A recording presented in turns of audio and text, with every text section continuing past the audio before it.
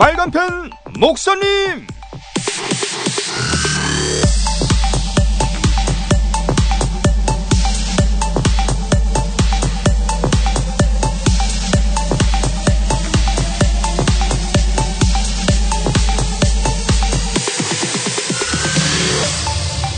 진실과 사실의 경계에서는 분명히 있습니다.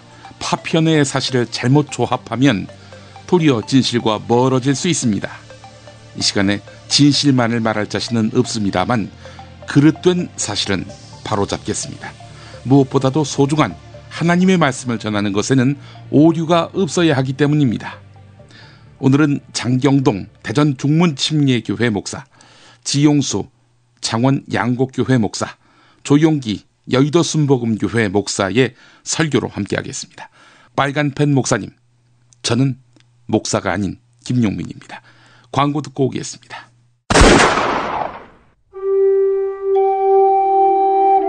백성들이 학살당할 때 함께 피 흘리는 교회는 존경받습니다. 엘살바도르 군사 독재 정권에게 암살당한 오스카 로메로 대주교, 그의 발자취를 따라가 봅니다. 희망의 예언자 오스카 로메로. 1980년 남미 엘살바도르의 오스카 로메로 대주교는 가난한 사람들 편에 서서 불의한 세력과 저항하고 싸우다가 미사 도중에 총에 맞아 세상을 떠났습니다. 해방신학자 김군수, 그의 번역이 있기에 더욱 값지고 빛나는 책.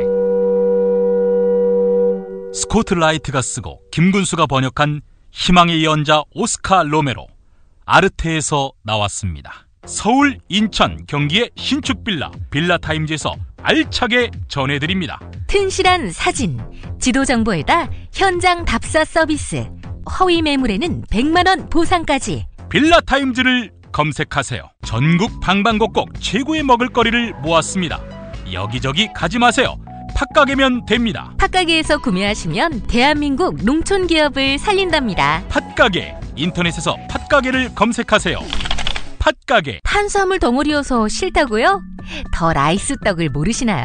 비타민, 무기질까지 담뿍 담아 우리의 건강을 생각했습니다. 더 라이스. 더 라이스.net 02-2605-3644. 네, 먼저 장경동 대전 중문침례교회 목사의 설교를 들어보겠습니다.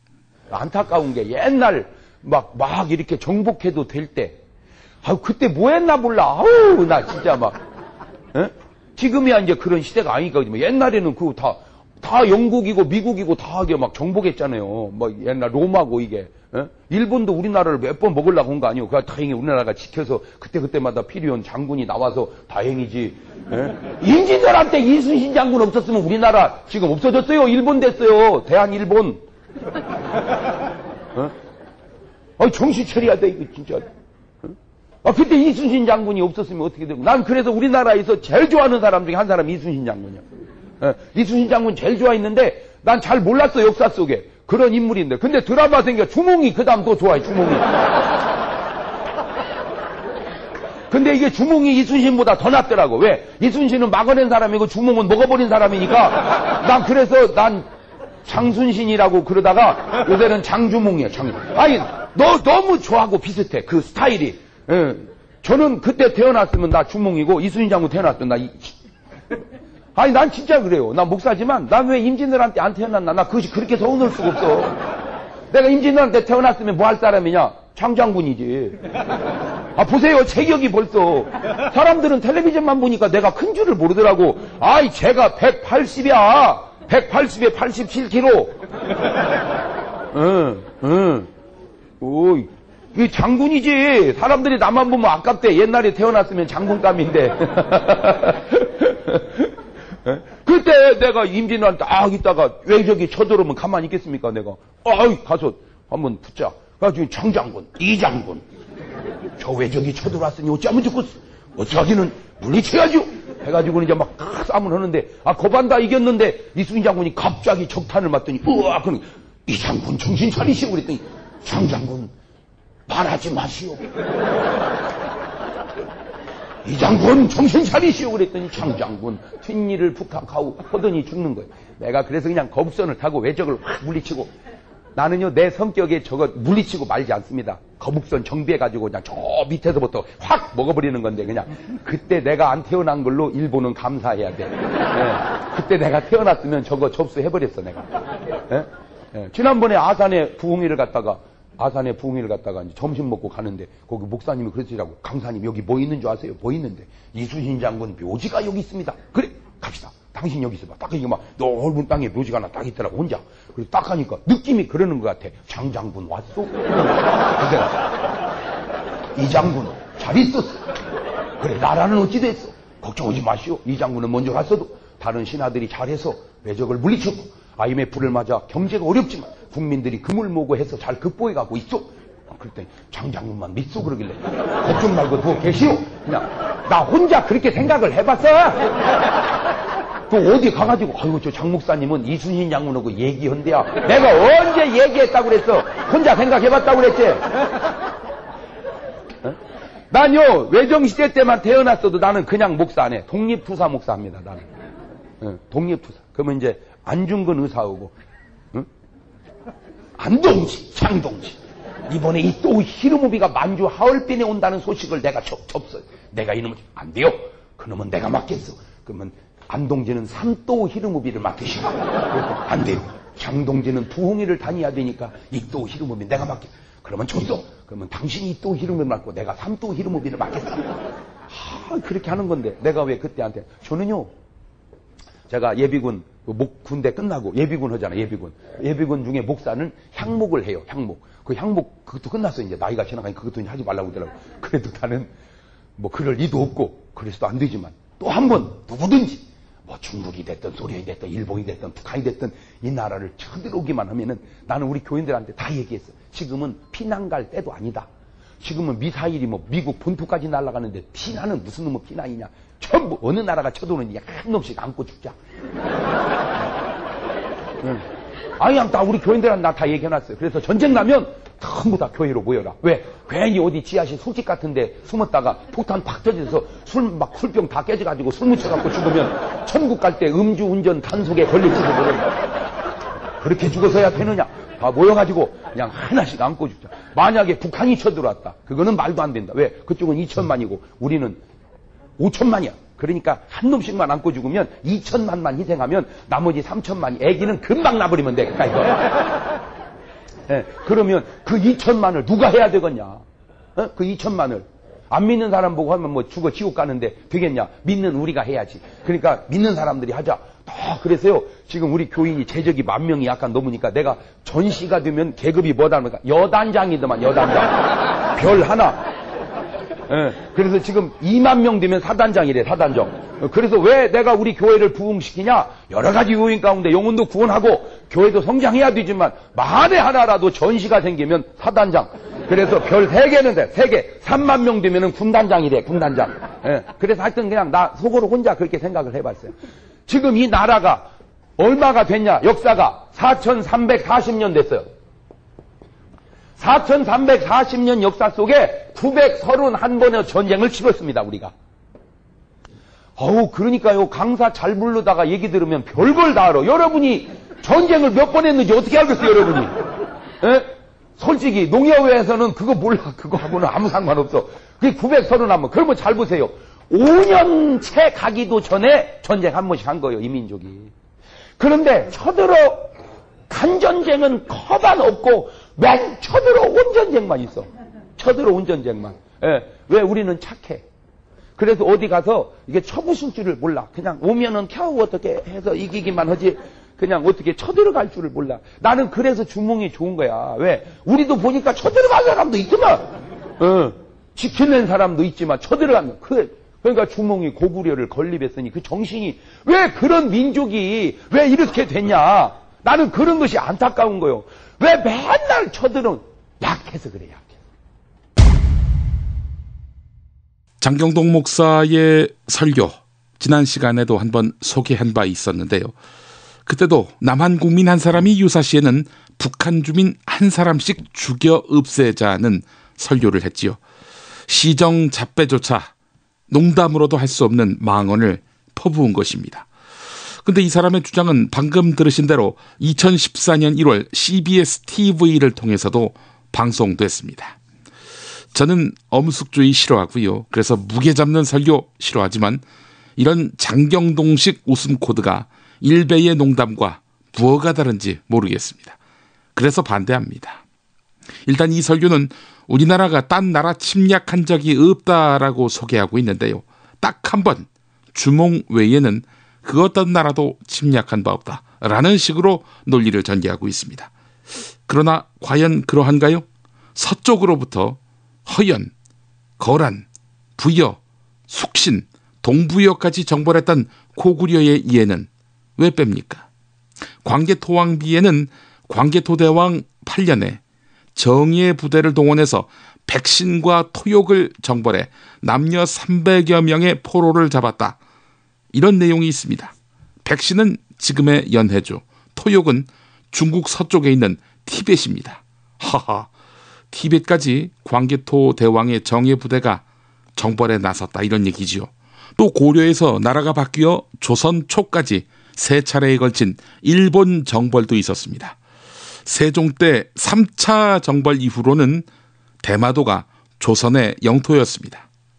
자, 그런데 우리나라가 딴 나라를 침략한 적이 없다. 이렇게 장경동 목사는 주장하고 있습니다. 이 주장은 기본적인 역사적 사실과 다릅니다. 그리고요, 장경동 목사의 이런 주장은 어디서 많이 들어본 학설입니다. 그렇습니다. 한국 사람들이 한반도 안에서만 머물렀다는, 힘도 패기도 없어서 이 영토 안에서만 머물렀다는 논리는 반도사관입니다. 다른 이름으로는 식민사관이라 하겠습니다. 누가 만들었겠습니까? 바로 일본이 만든 겁니다. 위키백과에 소개된 반도사관, 식민사관, 한번 그 설명을 소개해 보겠습니다. 1940년 일본의 관학자 미시나 쇼에이가 쓴 조선사 개설에서 처음 거론된 것이 반도사관, 식민사관이다. 쇼에이는 한국이 반도라는 지리적 특성을 가지고 있기 때문에 한국사는 동양사의 중심에서 벗어난 주변 세력이 되고 때로는 다른 세력에 의해 지배될 수밖에 없었다고 주장했다. 한국사의 이러한 반도적 성격은 대외 관계에서뿐 아니라 정치, 사회, 문화에서도 영향을 끼쳐서 사대주의가 한국사 전개의 기본 원리가 됐다. 이렇게 서술됐다는 겁니다. 이러한 반도적 성격론, 즉 우리는 외세에게 먹힐 수밖에 없다. 이 주장에 따르면 한국은 자주적인 역사 결정을 이룬 것이 없다고 여기고 외세에 의한 식민 지배가 불가피한 것이라고 인식됩니다. 일제는 이를 통해서 대륙 세력, 즉 중국의 침략적인 지배보다는 일본의 온정적인 지배를 받는 것이 한국인을 위해서도 도움이 된다는 논리를 설파한 것이죠. 자, 이를 통해서 타율성론과 함께 일제의 침략과 지배를 숙명적인 것으로 받아들이게 했다는 것이죠. 자, 이런 반도사관, 식민사관을 그대로 흡수한 친일학자들은 우리 민족이 백이민족이며 평화를 추구하는 고매한 성품을 지녔다면서 이 논리를 정당화하기까지 합니다. 하지만 우리도 국력이 강성할 때에는요, 남의 영토도 노렸고 정벌했던 그런 나라입니다. 그렇게 평화만 추구했다면 베트남에 가서 민간인 학살 같은 거 안 했겠지요. 아울러 같은 민족이라도 한 놈씩 죽이자는 장경동 목사를 보면은 그런 평화를 갈망하는 품성이 과연 우리한테 있나 싶습니다. 장경동 목사의 망언을 규탄합니다. 탄수화물 덩어리여서 싫다고요? 더 라이스 떡을 모르시나요? 비타민, 무기질까지 담뿍 담아 우리의 건강을 생각했습니다. 더 라이스. 더 라이스.net 02-2605-3644 한우 사고를 집어넣고 24시간 팔팔 끓인 곰탕 연지연 곰탕. 어린이부터 노인까지 누구나 좋아하는 건강식 연지연 곰탕. 택배로 신청하시려면 010-7252-1114. 참치의 맛은 좋은 참치가 좌우합니다. 구이동 대양 참치가 그렇습니다. 무한 리필에 더한 무한 감동. 직접 경험해보세요. 구이동 대양참치 02-455-8087.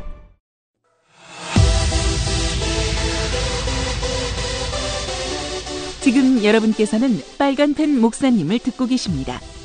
조작된 감동과 왜곡하는 은혜로는 하나님의 영광을 감추기만 할 뿐입니다. 허구가 아닌 실상 그대로를 증거하고 변론하는 한국교회 설교 문화를 꿈꿉니다. 진실한 복음의 세상, 빨간펜 목사님이 그려가겠습니다.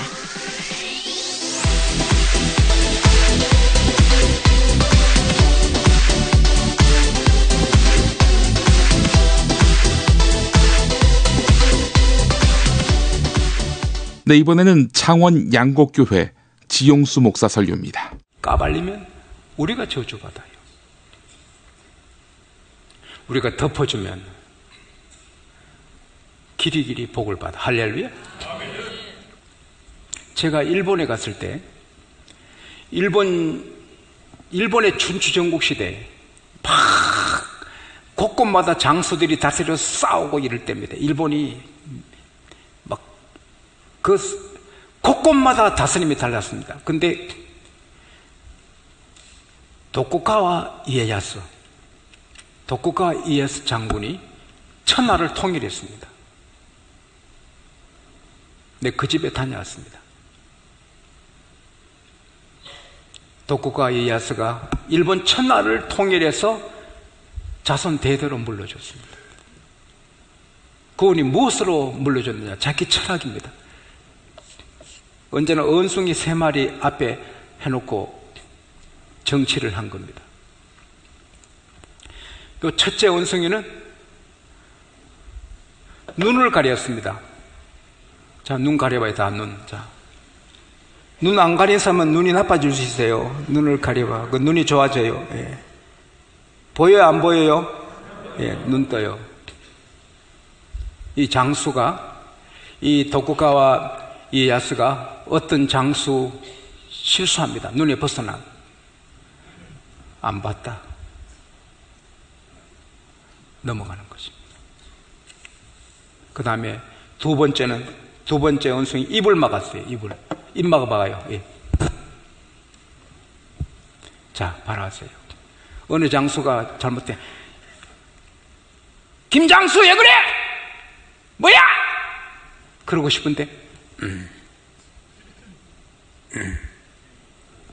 말을 안 했습니다. 세 번째 원숭이는 길을 막았어요. 자, 길 막아봐요. 길을 막아. 자, 내려보세요. 평양로님이 제게 하세요. 목사님, 세상에 사람이 이렇게 표현할 수 있습니까? 왜 그래요? 김관수 장로님 표현했습니다. 아이고, 김관수 장로님, 목사님 사랑받고 목사님 중매에서 결혼도 하고 목사님 이끌어서 왔는데 저렇게 변해서 어느 자리에서 목사님을 얼마나 욕하는지 모릅니다.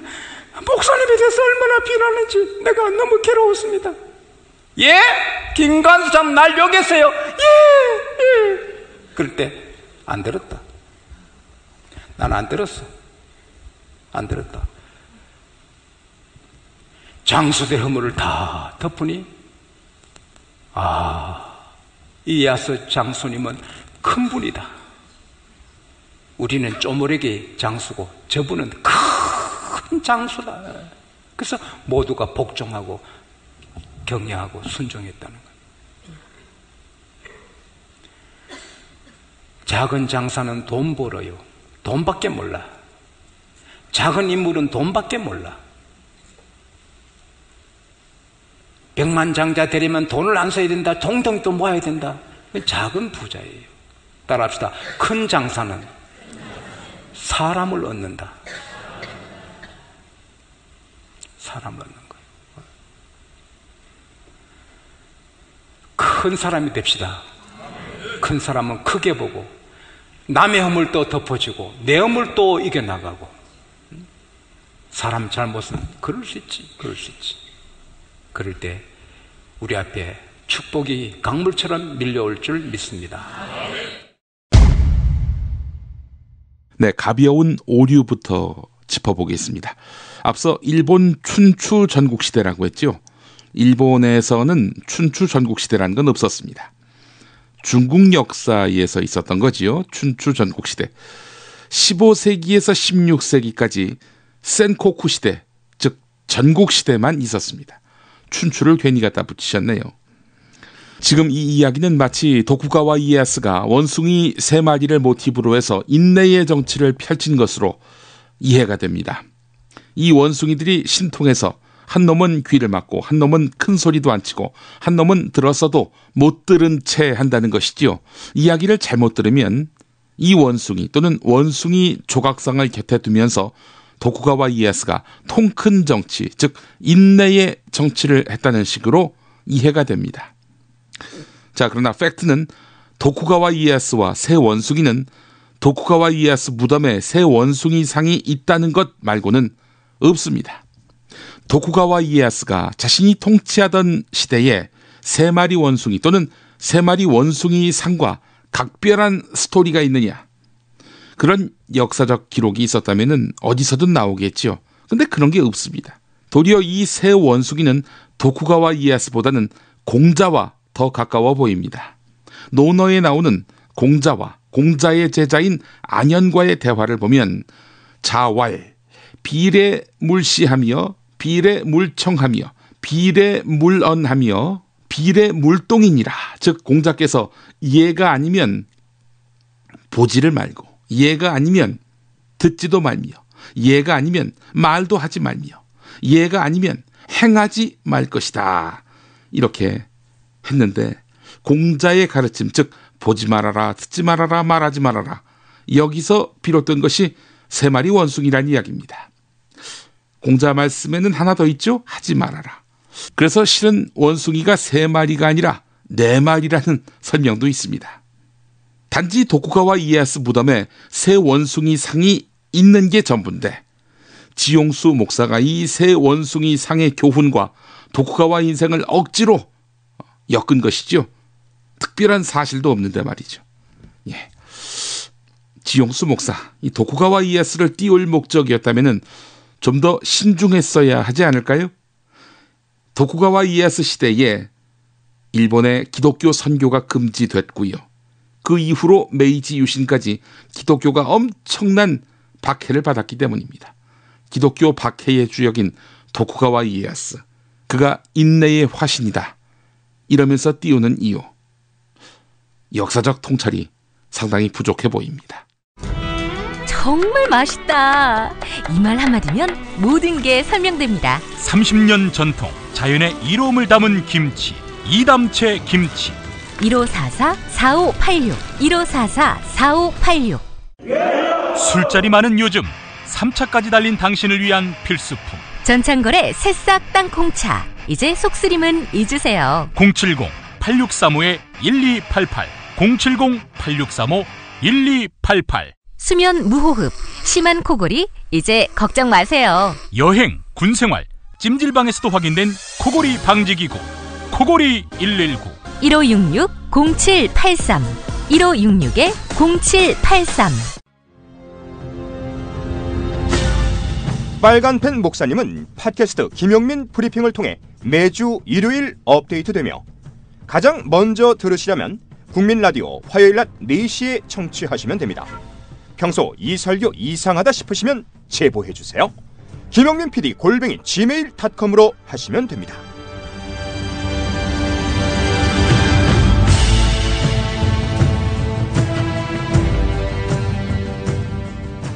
자, 이번에는 조용기 여의도 순복음교회 목사의 설교로 이어가겠습니다. 이번 선거는 옛날의 선거에 비교해서는 진일보한 선거라고 생각을 합니다. 물론 정부 여당이 많은 관권을 사용하고 많은 물질을 사용한 것은 사실입니다. 그러나 역사를 통해서 보게 될 때 언제나 정부 여당은 그런 프리미엄을 사용했습니다. 정권을 잡고 있기 때문에 정권적인 차원에서 조직을 동원하고 물량을 동원했습니다. 그러나 선거의 투표와 개표 과정에서 온 세계가 바라보는 가운데서 공정했다고 저는 생각을 합니다. 그것은 내가 한 말이 아니고 제가 미국에 있을 동안에 미국의 모든 라디오, 텔레비전, 신문이 그것을 대대적으로 공개하고 있는 것을 보았었습니다. 이제 와서 진 사람은 깨끗이 지고 이긴 사람은 깨끗이 이겨야만 하고, 우리는 이 기점에 서서 앞으로 더 나은 민주주의를 위한 새로운 민족적인 결의를 가져야 할 때가 온 것입니다. 셋째로 우리는 이제 새로운 민족상을 형성해야만 되겠습니다. 언제까지나 동방의 은둔한 나라, 남의 나라에 지배받던 나라, 민족끼리 서로 싸우고 죽이는 나라, 찢어질 듯이 가난한 나라, 1등 국민의 자격이 없는 나라, 민주주의를 할 줄 모르는 나라의 이미지를 깨끗이 씻고 새로운 민족상을 온 세계 만방에 나타날 때가 이제는 다가오게 된 것입니다. 이러므로 여러분, 우리는 국민 전체가 깨끗이 이기고 깨끗이 질 줄 아는 멋진 민주주의를 하는 민족이 되도록 마음을 합쳐서 성원하고 기도하는 여러분 되시기를 주의 이름으로 축원합니다. 이기면 금방 지어지고 힘은 비굴해지고, 이러한 민족은 민주주의를 할 줄 모르는 민족인 것입니다.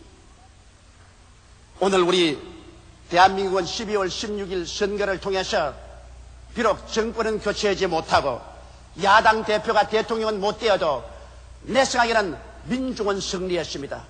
민권은 승리했습니다. 만일 야당 대통령 후보가 한 사람만 되었더라면 1200만 표 이상을 얻었을 것입니다. 압도적인 승리를 했을 것입니다. 그러므로 오늘 역사상에 정치가는 실패했지만은 우리 대한민국의 민중은 승리한 것입니다. 이제 민주정의당 대통령 후보가 대통령이 되었지만은, 그러나 800만 표로 대통령이 되었었습니다. 1200만 표의 야당에 던진 그 표를 마음속에 깊이 생각하고 1200만 표를 대표하는 대통령도 되어야만 될 것입니다. 이러므로 우리 민중이 승리한 것을 생각하고, 앞으로는 대통령 병이던 사람들은 절대로 내세우지 않은 우리들이 되어야 될 것입니다. 그 때문에 우리가 얼마나 상처를 입고 괜히 추운데 여의도 광장에 모여서 고함을 쳐 목만 쉬었습니다. 이것은 우리 민중이 잘못한 것 아닙니다. 우리 국민이 잘못한 거 아닙니다. 대통령 병이들은 못난 정치가의 잘못에 불과한 것입니다. 앞으로는 우리 민족이 그러한 사람을 절대로 용납하지 아니할 것입니다. 이제 나와가지고서 무슨 변명을 할 것입니까? 민족 앞에 무릎을 꿇고 통회하고 사과하는 길밖에 남은 것이 없습니다. 금방지고 뻔뻔스러운 소리를 하지 말고 이제는 회개해야 됩니다.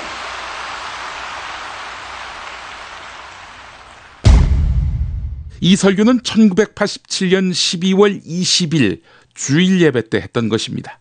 때는 김영삼, 김대중 두 야당 후보가 대선에 동시에 출마해서 결국 노태우에게 진 선거였습니다. 조용기 설교를 들어보면 자기도 야당 지지자로서 야당이 이기기를 바랐는데 야당 후보가 분열하는 바람에 다 이긴 선거에서 졌다, 이런 울분을 표시하는 듯 보입니다. 자, 그런데 그런 조용기가 5년 후에는 1992년 대선에서는 김영삼을 밀었습니다.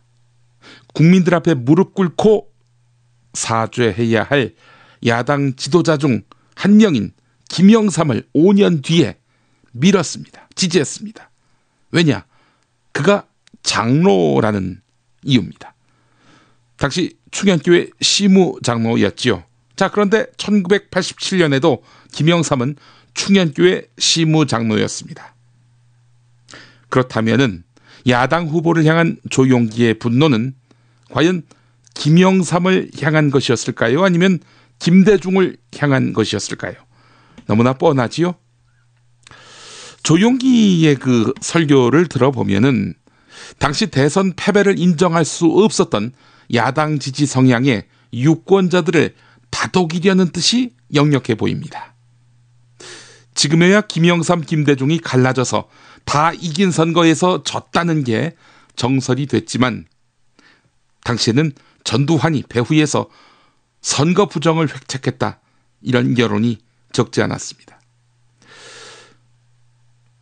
중앙일보 1987년 12월 18일자 이면 기사 소개합니다. 대선 직후에 나온 기사인데요. 당시 김대중 평민당 총재는 외신 기자회견을 엽니다. 그리고 선거에서 진 것은 여당의 부정 때문이다. 이렇게 성토를 합니다. 기자와의 일문일답 내용입니다. 선거를 처음부터 부정으로 규정했으면서 왜 처음부터 거부하지 않았는가? 이런 질문이 있었어요. 김대중 후보의 답입니다. 마지막 투개표 과정에서나마 공정성을 기대했었다. 기자가 또 묻습니다. 야당이 후보 단일화를 했으면 이겼으리라 생각하는가? 그러자 김대중 후보는 반드시 그런 것은 아니다. 단일화했다면 정부 여당은 또 다른 공작을 했을 것이다. 그러므로 공정선거가 더 중요하다고 생각한다. 노태우 씨가 200만 표나 부정으로 흡수했다고 생각하는가? 이런 질문이 있으니까 부재자 투표의 99%가 노태우 씨 것이었다. 또 구로동의 투표함 바꿔치기는 전형적인 부정의 예다. 이렇게 이야기합니다. 99%라는 것은 어떻게 확인했나? 이런 질문이 나오니까 보도가 된 내용이다. 김대중 후보가 이렇게 답했습니다. 노태우 씨가 만나자면 만날 용의가 있는가? 이런 질문이 있으니까 안 만나겠다. 노태우 씨는 부정선거의 주범이기 때문에 초청해도 만나지 않겠다. 이렇게 말했습니다. 잘 아시는 대로 김대중 대통령은 국회의원 선거 시절부터 자신을 낙선시키려는 여권의 공작에 번번이 당했었지요. 김대중 총재는 1987년 대선도 부정선거였다라고 확신하고 있었습니다. 김대중 총재는 같은 날짜 동아일보에 실린 인터뷰에서도 이렇게 밝혔습니다. 전 공무원과 국영기업체, 심지어는 개인 기업까지 여당의 선거운동을 했고 여당이 선거자금을 독점하고 텔레비전을 악용하고 야당 참관인을 매수하고 부재자 투표에서 나한테 온 50만 표를 해먹고 심지어 2등과 3등의 순위 조작까지 하지 않았는가? 이렇게 말한 것입니다. 김대중 후보가. 기자가 묻습니다. 부정이 있었다 하더라도 노태우와의 그 정도 표차면 승복하는 게 옳다는 의견도 있던데 라고 반문하니까 도대체 그토록 열광적인 지지를 도처에서 받은 후보가 가는 곳마다 국민의 저항에 부닥치고 강제 동원이나 금품 동원이 아니면 유세장을 메울 수 없었던 후보에게 패배한다는 사실을 인간의 상식으로 어떻게 납득할 수 있겠는가? 이렇게 말했습니다. 실제로 시민들의 저항도 만만치 않았습니다. 12월 19일자 한국일보 제목은 이러했습니다. 서울, 광주 등 산발 시위. 순천에서는 경관이 시위대의 흉기에 찔려서 중상. 외신은 어땠을까요? 조용기 목사는 선거 당시에 미국에 있었는데 미국의 텔레비전, 라디오 등 모든 매체가 이번 한국의 13대 대선이 공정하게 치러졌다라고 한 목소리를 냈다. 이렇게 설교를 통해 밝혔죠? 들으신 대로.